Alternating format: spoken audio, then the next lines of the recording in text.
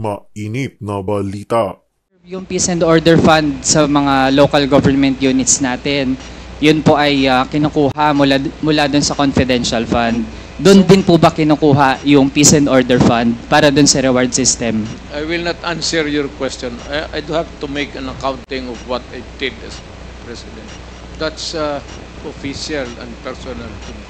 Pero kailangan malinaw din saan talagang item, anong allocation po yun. Doon. At kung meron dyan na pinaka-swak para dun sa Peace and Order, yun po ay Confidential and Intelligence Fund. So gusto po nating ma-confirm lang, dahil po nalaman natin, meron talagang reward system. Kaya tinawag yan, sir, ng intelligence pati confidential. Kaya huwag kang magtanong kung anong confidential ginawa ko. Confidential nga eh. I am protecting the interest of the Republic when I dispense confidential fund to the military and the police. Do not make me account for something which I cannot do legally as if you were from the COA. Hindi ka naman kuha, hindi kita sagutin ng tama kasi wala rin akong alam. Kuha, kailangan mo ng report, so you have to bring the papers. Mr. Chair, tanong po natin sa dating Pangulo Rodrigo Duterte. Gusto po natin i-confirm kung totoo na matapos mag-testify dito sa Quad Committee si retired Colonel or dating Colonel Garma, Regina Garma, totoo po ba na tumawag si dating Pangulong Rodrigo Duterte sa kanya para ipaliwanag kung bakit INC members kagaya ni Colonel Leonardo ang mainam na ilagay sa key roles dun sa war on drugs? I will not do it, and I will never do it, and I did not do it. Hindi ako mag-explain sa pulis kung ano ang ginawa niya. Ikaw ang managot niyan, hindi ako. Kung may order ako sa pulis, gawain mo yan. At pagka pumutok yan, iyo yan. Huwag mo akong turuin dito kasi trabaho mo yan as a pulis. Hindi kita kailangan. Sabi ko nga, 2 taon ako nagturo sa Police Academy, including criminal procedure and evidence. Hindi lang sophisticated, raw lecture lang. Pero hindi ako nagsabi ng turo ng gano'n ka stupid. I mean, you should maybe medyo habulin mo ang utak ko, Adre. Hindi ako ang presidente kung hindi ako. Mr. Chair, linawin ko lang yung tanong. Yung tanong ko po ay kung totoo ba na tinawagan ng dating Pangulo si Colonel Garma matapos mag-testify ni Colonel Garma dito sa Quad Committee. Hindi nga. Bakit ko siya tanungin? Sarili niya yung trabaho. Siya managot. Why would I call anybody? You are a policeman, policewoman, do your duty. Kung nagkaletse-letse yan, you explain to the judge. And if you are not believed by the court, then you go to jail. That is your duty. That is your destiny. Mr. Chair, karugtong po niyan, tama po ba na pinaliwanag na kaya napili si Colonel Leonardo para sa isang key role doon sa war on drugs ay dahil mapagkakatiwalaan siya sa pera? I do not give money to people. Wala nga akong pati hindi pagsayangan yung, alam mo, kung may pera man ako sa city government, I'd rather buy rice for the yung police, may sweldo yan. Kung may operation, magsabi sila, bigyan ko. That's the most that I can do. Kasi magsabi, out of the province, out of the city, you would need gasoline Alam mo ba, baka what time malaman mo? Alam mo ba na noon ang pulis walang gasolina? Under our seasons na walang gasolina ang pulis. Alam mo ba yan? Mr. Chair, Muna. At yung mga Mr. Chair, I think nabanggit na po yan kanina doon sa sagot sa mga 1 minute dati nating suspension. mga mambabat. kinig ka muna kasi Dali lang po. Suspended po muna tayo. Again, I'd like to remind our resource person and our members to please maintain our decorum. Kung meron po magtataas ng boses, kung maaari po, medyo ibaba po natin yan dahil gusto po natin ay matiwasay itong ating committee hearing sa ngayon. Congressman Manuel, please proceed. Thank you, Mr. Chair. Mr. Chair, sa dating hearings ng Quad Committee, retired Police Colonel Edelberto Leonardo confirmed na merong reward scheme for police personnel under the drug war of former President Rodrigo Duterte. At meron din pong isang interview mismo sa dating Pangulo na kaya gusto niya ay INC, yung merong key roles sa drug war, ay dahil nga kapag INC daw, mapagkakatiwalaan sa pera. So gusto po nating ma-confirm, given the presence of the former President, kung totoo yun na INC yung mapagkakatiwalaan sa pera para dun sa reward system.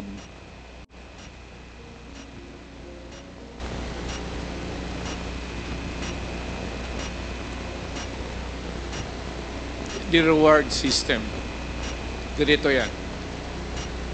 Lahat ng governors pati mayors ginagawa yan. If there is an operation which is not funded by the police because there is really no money, particular money for every crime committed at yung for the operation, lalo na out of town, you have to provide.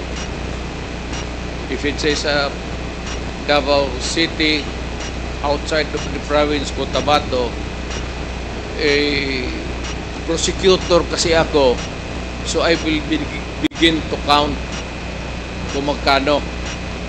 Sabi sir, sa South Cotabato, gaano kalayo yan? Anong gamitin ninyo? May gasolina, pagkain. So, ang pagkanguri ko, pagkain. Bigyan ko yan sila ng, okay, I'll give you 20,000. Magamit nila yan, gamitin nyo yan. Pag may sobra niyan, magsabi sila, sir, hindi na ubos kasi nahuli ka agad. Kasi marami, hindi mo masuloy, hindi mo mabulsa yan kasi marami kayo dyan sa team na police nag-ooperate. Sasabihin mo talaga yan pagbalik, sir, may sobra dito, sir. Ilan? Sir, kalahati. Sabi ko, inyo na yan. Mr. Chair, Reward. Correct. Very correct. Talagang totoo. At minsan, bigyan ko pa dagdag. so Mr. Chair, dahil ngayong kino-confirm na rin naman ng dating Pangulo na merong reward system at sabi po niya hindi lang pala siya yung gumagawa niyan. Meron ding iba na gumagawa niyan in relation dun sa anti-drug campaign. Mr. Chair, I'd like to delve into specific persons na napangalanan na rin dati sa Quad Committee. Nabanggit din ng dating Pangulo sa Senado, merong pong alias Smoking na tagabigay ng pera sa mga pulis para sa drug war operations. Ito pong si Smoking ay bahagi po dati ng Presidential Management Staff. Tama po ba, Mr. Chair? Yes. An employee of the management staff. Mr. Chair, bakit kinakailangan na isang taga-Presidential Management Staff ang tagabigay ng pera? Saan po ba nanggagaling yung pera na siyang ginagamit para dun sa reward Sa system? peace and order fund of the government. Huwag mo namang sabihin na ako pa ang magbigay doon sa mga pulis. Do not expect me to go down from the office at sabihin ko mag-distribute ako. Mr. Chair, yung Peace and Order Fund, saan po yun specifically nakalagak? galing po ba yun sa pondo ng Office of the President? Lahat ng opisina, sir, from the President down to the Governor, Mayors, may Peace and Order Fund. Discretionary yan. Ng Mayor, ng Governor, ng Presidente. Mr. Chair, yung Peace and Order Fund sa mga local government units natin, yun po ay kinukuha mula dun sa confidential fund. So kung sa Office of the President, lalo na't meron ding allocation for confidential and intelligence fund, dun din po ba kinukuha yung Peace and Order Fund para dun sa reward system? I will not answer your question. I do have to make an accounting of what I did as President. That's official and personal to me. Mr. Chair, bahagi ito ng ating gustong siyasatin dito sa Quad Committee kasi kanina din naman po ang banggit lahat ng mga nagpapatupad ng ganitong operations, yun yung source, Peace and Order Fund. Pero kailangan malinaw din saan talagang item, anong allocation po yun. So kung sa mga LGU, malinaw naman, confidential fund. Pero sa Office of the President, dahil po actually ay iilan lang naman yung mga line items doon. At kung meron dyan na pinaka-swak para dun sa Peace and Order, yun po ay Confidential and Intelligence Fund. So gusto po nating ma-confirm lang, dahil po nalaman natin meron talagang reward system at merong pinanggagalingan yung pondo para dun sa reward system. Sir, sandali. Medyo papahingin mo lang ako ng 1 minute suspension. Kaya tinawag yan, sir, ng intelligence pati confidential. Kaya huwag kang magtanong kung anong confidential ginawa ko. Confidential nga eh. I am protecting the interest of the Republic when I dispense confidential fund to the military and the police. Do not make me account for something which I cannot do legally. That is not allowed by law. I am prohibited from doing it. Mr. Chair, I believe hindi tayo pwedeng sabihan dito sa committee na hindi tayo pwedeng magtanong lalo sa mga bagay na relevant dun sa ating investigations. And Mr. Chair, I was not even asking kung sino yung mga hanggang sa level ng mga regional police units, sino-sino mga nakatanggap. I was simply asking yung nature ng paggamit ng pondo na iyon.